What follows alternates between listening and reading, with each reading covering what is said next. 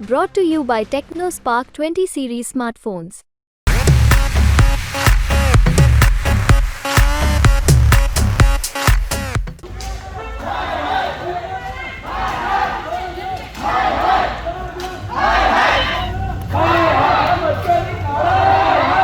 પરસોત્તમ રૂપાલાનો વિરોધ યથાવત છે। ક્ષત્રિય સમાજ દ્વારા ઠેર ઠેર વિરોધ કરવામાં આવી રહ્યો છે। રવિવારના રોજ બે અલગ અલગ જગ્યાએથી વિરોધના દ્રશ્ય છે તે સામે આવ્યા હતા। સાબરકાંઠામાં કે જ્યાં રમણલાલ વોરા છે તે ધક્કે ચડ્યા હતા। ભારતીય જનતા પાર્ટીના ધારાસભ્ય છે તે ક્ષત્રિય સમાજ અને જે ભાજપના નેતાઓ વચ્ચે ઝપાઝપી થઈ તેમાં રમણલાલ વોરા ધક્કે ચડ્યા હતા। તો બીજી તરફ વડોદરા ખાતે ભારતીય જનતા પાર્ટીનો એક કાર્યક્રમ હતો જેમાં ખુદ મુખ્યમંત્રી ઉપસ્થિત હતા। તેમના કાર્યક્રમમાં પણ વિરોધના સૂર જોવા મળ્યા હતા। આ બધાની વચ્ચે હવે આણંદથી સમાચાર આવ્યા છે। આણંદના ઉમરેઠમાં પણ ક્ષત્રિય સમાજ દ્વારા વિરોધ જોવા મળ્યો હતો। ક્ષત્રિય સમાજ દ્વારા આણંદના ઉમરેઠમાં જે ભારતીય જનતા પાર્ટીના કાર્યકરો પ્રચાર માટે પહોંચ્યા હતા તો આ પ્રચાર દરમિયાન ભારતીય જનતા પાર્ટીના કાર્યકર્તાઓને ખદેડવામાં આવ્યા હતા, બહાર કાઢવામાં આવ્યા હતા અને પરસોત્તમ રૂપાલા હાય હાયના નારા પણ લગાવવામાં આવ્યા હતા। આ પ્રકારના દ્રશ્યો છે તે આણંદના ઉમરેઠમાં જોવા મળ્યા હતા કે જ્યાં સૂત્રોચ્ચાર પણ કરવામાં આવ્યો હતો।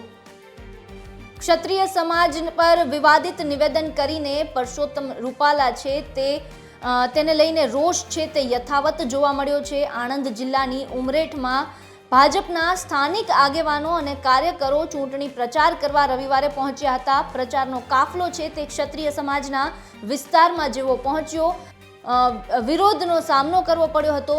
રૂપાલા હાય હાયના નારા લગાવી ભાજપના કાર્યકર્તાઓને પોતાના વિસ્તારમાંથી ક્ષત્રિય સમાજના યુવાઓએ બહાર કાઢ્યા હતા અને તેનો વિડીયો પણ સોશિયલ મીડિયામાં વાયરલ થયો હતો। આપને જણાવી દઈએ કે ભાજપના પૂર્વ રાજ્યસભા સાંસદ લાલસિંહ વડોદિયાનું ઘર આ જ વિસ્તારમાં એટલે કે ઉમરેઠના જાગનાથ મહાદેવ વિસ્તારમાં આવેલું છે અને ત્યાં જ ક્ષત્રિય યુવાનોએ ચૂંટણી પ્રચાર કરતા ભાજપ કાર્યકર્તાઓને પોતાના વિસ્તારમાંથી બહાર કાઢતા ભાજપ માટે હવે જાણે કપરા ચઢાણ હોય તેવું લાગી રહ્યું છે। આ વિસ્તારમાં બોયકોટ રૂપાલાના બેનર પણ લગાવવામાં આવ્યા છે, છતાંય ભાજપના કાર્યકરો પ્રચાર કરવા પહોંચ્યા હતા।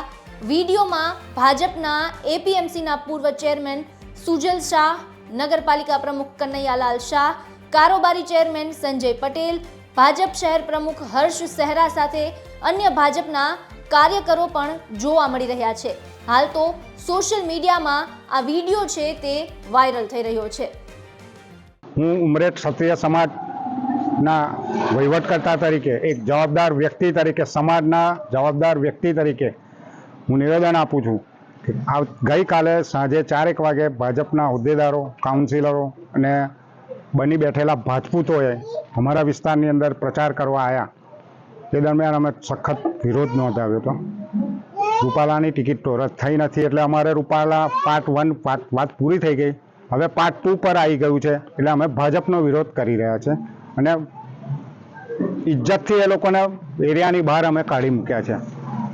અને સાંજે સમાજની હરેક સમાજ બહેનો ભાઈઓને મિટિંગ અમારા રાજપૂત સમાજના હોલની અંદર ભેગી કરાવડાઈ અને એની અંદર કુળદેવી માતાના સોગંદ સાથે ભાજપ વિરુદ્ધ મતદાન કરવા માટેનું આહવાન અમે આપી દીધું છે। આવતીકાલે મિટિંગ છે, ગઈકાલે મિટિંગ પૂરી થઈ ગઈ અને હવે અમારા યુવા કાર્યકર્તાઓ, સમાજના યુવા કાર્યકર્તાઓ ઉમરેઠ વિધાનસભાના સગા સંબંધીઓને જોડે ભાજપ વિરુદ્ધ મતદાન કરવા માટે 2 દિવસ પછી આખી વિધાનસભાની અંદર પ્રચાર કરવા નીકળશે।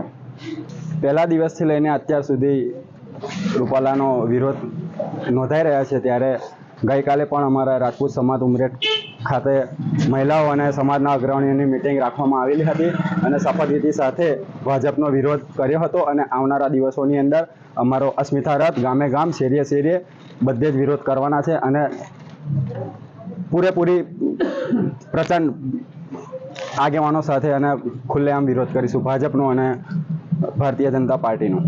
તો અમે સમગ્ર ક્ષત્રિય આગેવાનો અને રાજપૂતો ભેગા થઈને એ લોકોનો વિરોધ કર્યો હતો। તો તો કાલે જ આ ઉમરેઠ નગરપાલિકા ભાજપ શાસિત હોય અમારી જોડે અન્યાય કર્યો હતો અને આજે સફાઈ કર્મી દ્વારા કચરો પણ વાળવામાં નથી આવ્યો કે કાલે રાત્રે અંધારપટ વિસ્તારમાં લગ્ન હોવા છતાં સ્ટ્રીટ લાઇટો બધી બંધ હતી.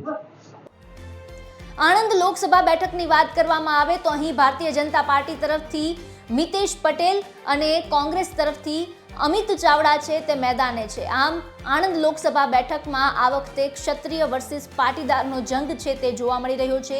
હવે જ્યારે ક્ષત્રિય સમાજ છે તે આંદોલનના માર્ગે છે, ભારતીય જનતા પાર્ટીનો જે વિરોધ કરી રહી છે તેને ધ્યાને રાખીને આ જે સમગ્ર વાતાવરણ છે તેનો લાભ ઉઠાવતા અમિત ચાવડા દ્વારા ખામ મુદ્દાને લઈને, ખામ થિયરી જે કોંગ્રેસ અત્યાર સુધી અપનાવતી રહી છે તેને લઈને પ્રચાર કરી રહ્યા છે.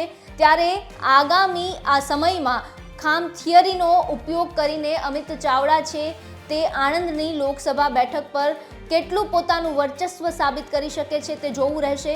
આ ઉપરાંત ક્ષત્રિય સમાજ દ્વારા હવે જ્યારે પાર્ટ 2 આંદોલનની શરૂઆત કરી છે ત્યારે તેમનો જે ઉદ્દેશ છે કે અમારું એક જ અસ્ત્ર અને શસ્ત્ર છે અને તે છે મત.